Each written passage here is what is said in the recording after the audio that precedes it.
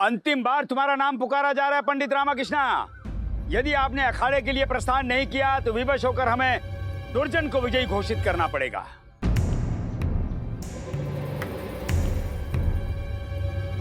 पंडित रामाकृष्णा, ये विजयनगर के मान सम्मान का प्रश्न है। जाओ जाओ, सामना करो। जाओगे तभी तो हम तुम्हारे पिटने का आनंद प्राप्त करेंगे। मंत्री पर कहाँ रह गए? अभी तक आए क्यों नहीं? गुरुजी, अगर रामाकृष्ण अखाड़े में नहीं जा रहे तो आप कूद पड़िए ना अखाड़े में। विजयनगर के मान सम्मान का प्रश्न है गुरुजी। और वैसे भी आप तो छींक मार के पहलवानों को उड़ा देते हैं ना। जाइए। बहुत अच्छा विचार। जरा आओ। जी गुरुजी, सही कहा ना।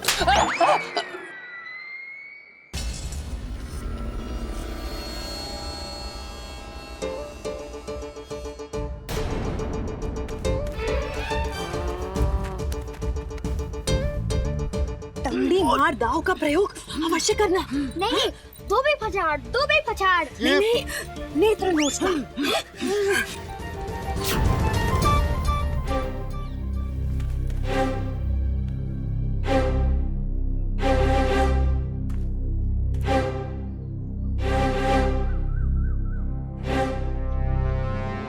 तो आज के प्रतिस्पर्धी में रुकिए।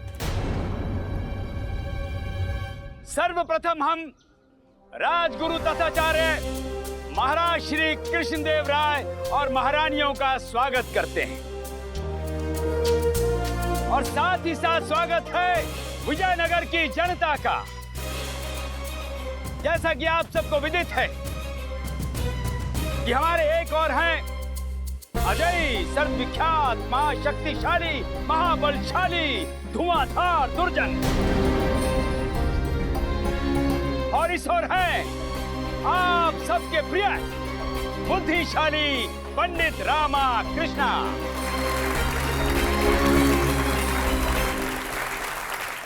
आज की यह स्पर्धा बल और बुद्धि के मध्य है और हमें आशा है कि भगवान पंडित रामाकृष्णा की रक्षा करेंगे। वैसे भी पंडित रामाकृष्णा को भगवान की रक्षा की अत्यधिक आवश्यकता है ना?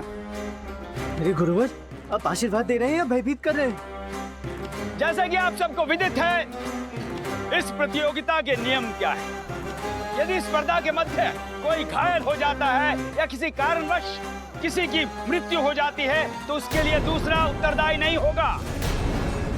दोनों में से कोई भी प्रतिद्वंदी अखाड़े की सीमा के बाहर नहीं जा सकता है। स्पर्धा प्रारंभ की जाए।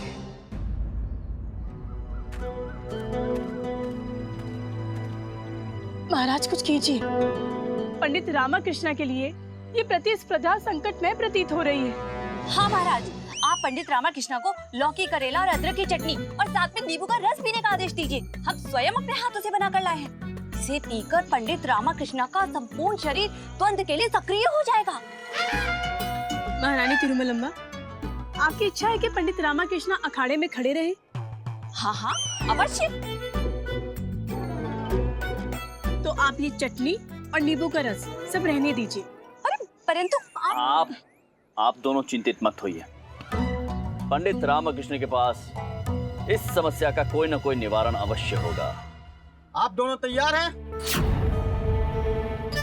द्वंद प्रारंभ कीजिए। रुके रुके रुके रुके। मैं थोड़ा सा थोड़ी प्रार्थना कर लेता हूँ। हाँ?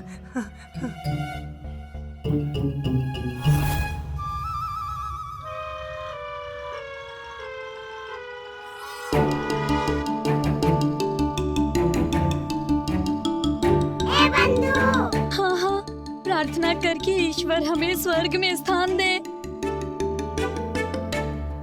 मंत्रीवर मेरे स्वर्गवास के पश्चात पधारेंगे क्या?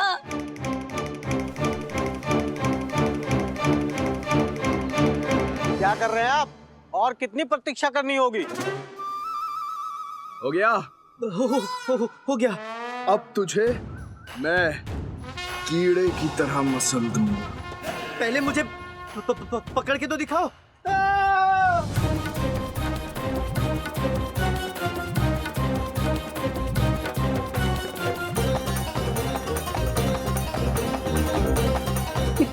हो रहा है महाराज? अम्मा, अम्मा।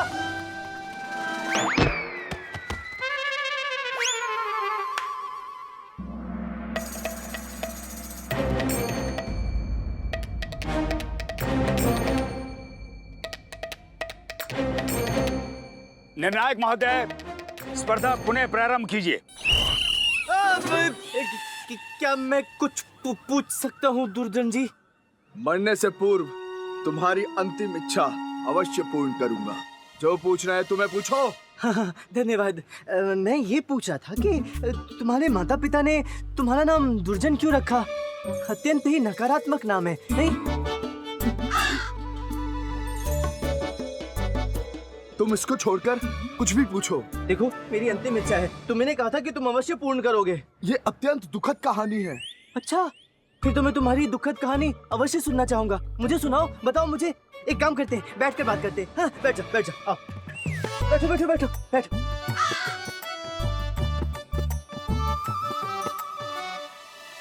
हाँ, अब शांति पूर्वक बताओ। मेरे माता पिता बाल काल में ही स्वर्गवासी हो गए थे। हैं? तो फिर आपका जन्म किस प्रकार हुआ? वो मेरे बाल काल में स्वर्गवासी हुए जब मैं सिर्फ 1 माह का था। अच्छा, अर्थात आपका नाम आपके माँ बाप ने नहीं रखा? नहीं, उन्होंने ही रखा था। तो फिर यदि आप 1 माह के थे तो आपको कैसे पता चला? वो जो ना पत्र छोड़ के गए थे, उसमें लिखा था कि तुम बड़ी ही अशुभ घड़ी में जन्मे हो। ओहो हो। देखो तो अम्मा, तुम्हारे जन्म के समय पूरे गांव में सूखा पड़ गया। तुम्हारी दादी स्नान गृह में गिर गई और उनके दाएं पैर की और बाएं हाथ की हड्डी टूट गई। हम दरिद्र हो गए, हमारे खेत जल गए, आंधी तूफान ने हमारा घर उजाड़ दिया।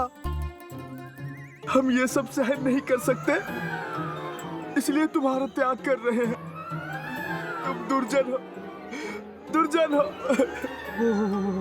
बड़ा बुरा हुआ है ना अम्मा? हे भगवान, ये मंत्रीवर कहाँ रह गए? दुर्जन, ये क्या कर रहे हो? ये समय बातों में व्यर्थ गवाने का नहीं है। समझिए इस बात को। ये पंडित रामकृष्ण की चाल है। ये तुम्हें मूर्ख बनाने का प्रयास कर रहा है।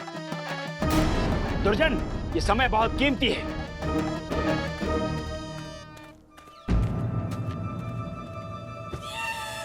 तुम मुझे अपनी बातों में उलझा रहे हो। मैं तुम्हें कीड़े की तरह मसल दूंगा। मसल दे, मसल दे, मसल दे, मसल दे। कीड़ा! यहीं पे था। अभी वो अखाड़े की मिट्टी के अंदर प्रवेश कर गया है। अभी कुछ समय के लिए स्पर्धा स्थगित की जाती है। हाँ। क्यों?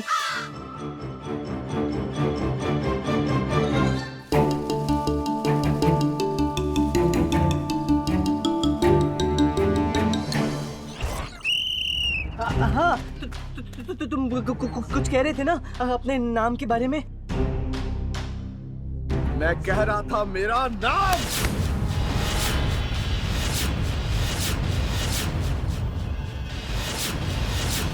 नाम निकाल दीजिए गुरुदेव, आके पटक दीजिए।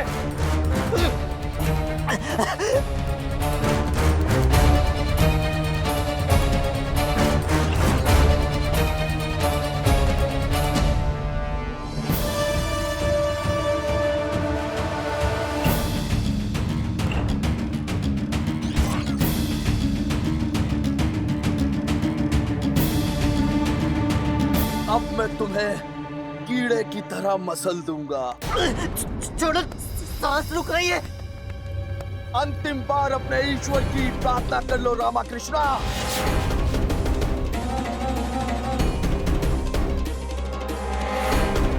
निर्णायक महोदय, रोकिए इस मल्ल युद्ध को। प्रतीक्षा कीजिए। उनके प्राण संकट में हैं।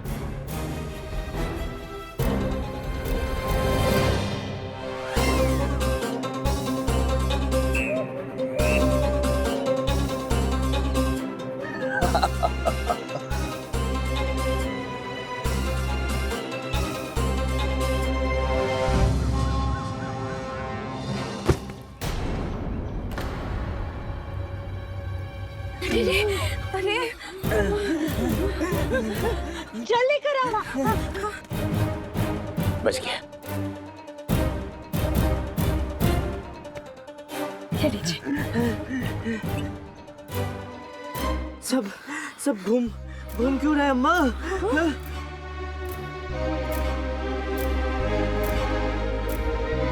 हम महाराज से कह के स्पर्धा समाप्त करवा देते हैं। नहीं शारदा, विजयनगर के सम्मान का प्रश्न है।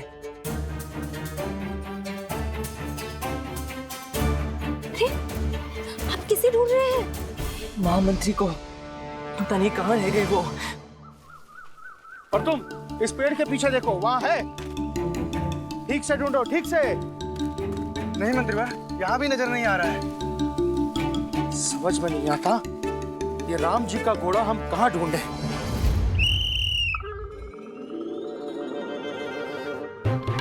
राम जी का घोड़ा नहीं आया। ये असली नहीं तो नकली ले आते। आ गया। क्या आ गया? उपाय आ गया। मेरे कहने का तात्पर्य है वो आ गया। वो क्या है कि लघु शंकर निवारण के लिए जाना है। जल तनिक अधिक पी लिया था ना, इसलिए। जाइए। अब ये जा कहाँ है?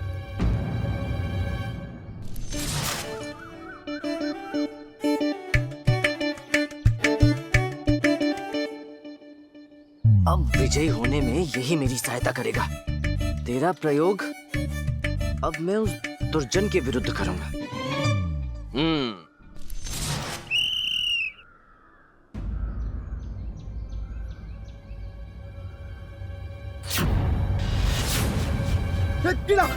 गिला। आओ दुर्जन।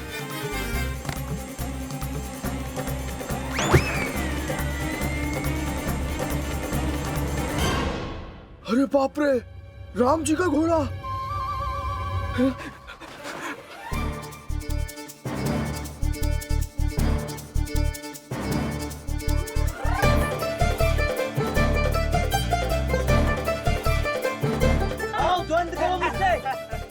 वहीं रुक जाओ मैं कहता हूँ। लगता है इन्होंने कोई नई युक्ति निकाली है, इसलिए दुर्जन इनसे डर के ऐसे भाग रहा है।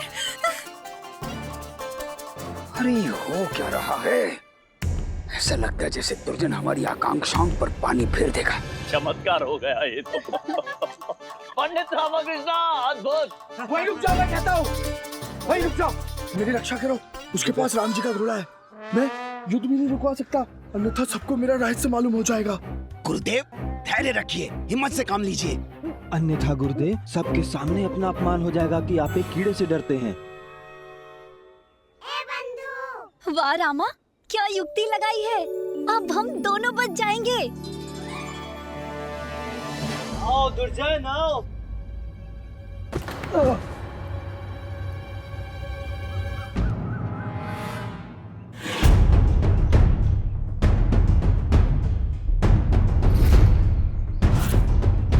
ये तो मर गया है।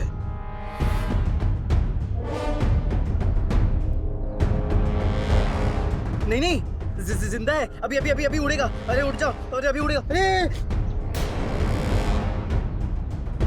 अब तेरा क्या होगा?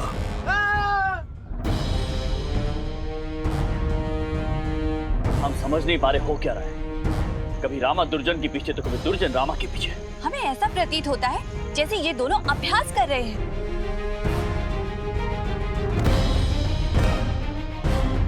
पंडित रामकृष्ण, मसल दे।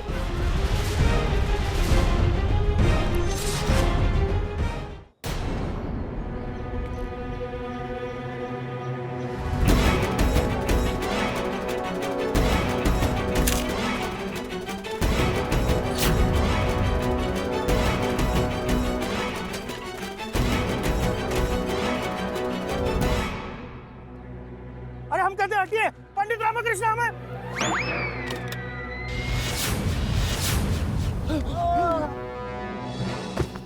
पंडित रामकृष्ण, राम जी का घोड़ा उठा लीजिए।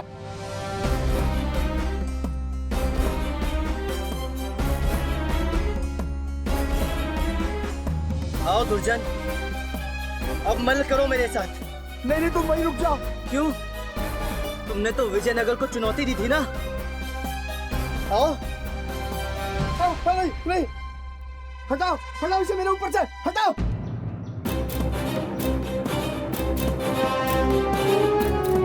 पहले अपनी पराजय स्वीकार करो दुर्जन, तभी हटाऊंगा। हाँ हाँ, मैं अपनी पराजय स्वीकार करता हूँ।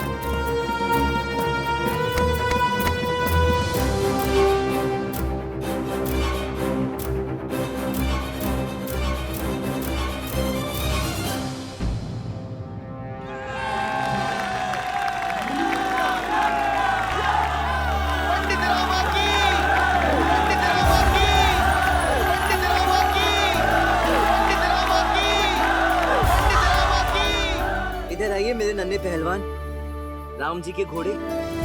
आज आपने अपना नाम भी सार्थक किया और मुझे विजयी भी बनाया।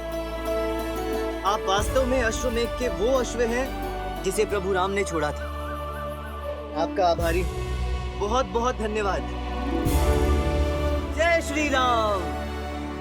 मैं स्वीकार करता हूँ पंडित रामाकृष्णा कि आपकी बुद्धि मेरे बल से ज्यादा शक्तिशाली है, परंतु मेरा आपसे एक ही निवेदन है कि कृपया कर इस रहस्य को आप अपने तक ही सीमित रखिए। मुझे अभी देश के शेष पहलवानों को पराजित करना है। यदि उन्हें ये रहस्य मालूम हो गया तो वे भी राम जी का घोड़ा लेकर मल्लयुद्ध में आ जाएंगे। आप कृपया करें, अन्यथा मेरा पहलवान के रूप में भविष्य समाप्त हो जाएगा। स्वीकार है, परंतु ये लाल वस्त्र जो आपके पैर में बंधा है, ये आपको मुझे देना होगा।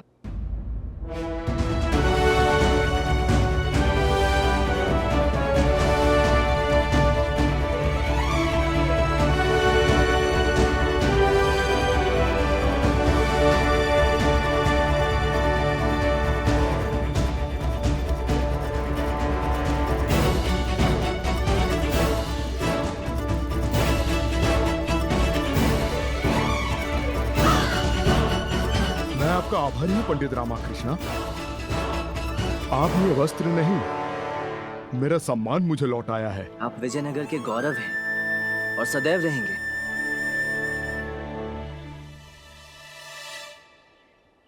अरे गुरुवर, है? क्या हुआ? आप किस विचार में पड़े हैं? अब तो घोषणा कर दीजिए कि मैं विजेता रहा।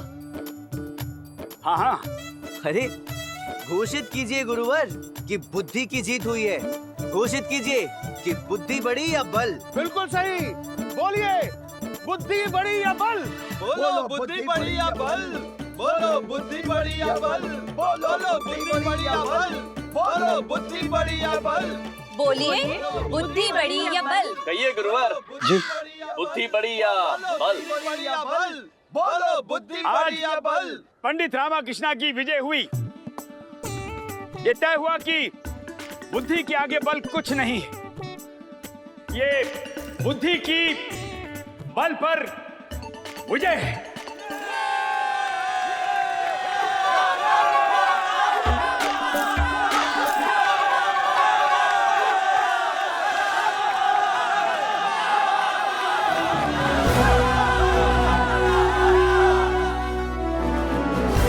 पंडित रामकृष्ण, सर्वप्रथम तो हम ये जानने के लिए उत्सुक हैं कि आप ये प्रतिस्पर्धा जीते कैसे हैं। महाराज, मेरी विनती है कि इस बारे में मैं आपको एकांत में बताऊं। मैं आपको इसका कारण भी बताऊंगा। कारण जो भी हो,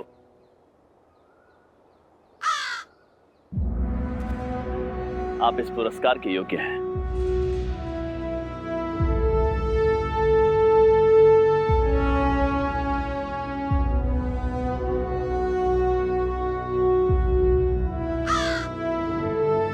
आपने सिद्ध कर दिया है कि बल से बुद्धि बड़ी होती है। आपने विजयनगर के सम्मान की रक्षा की है।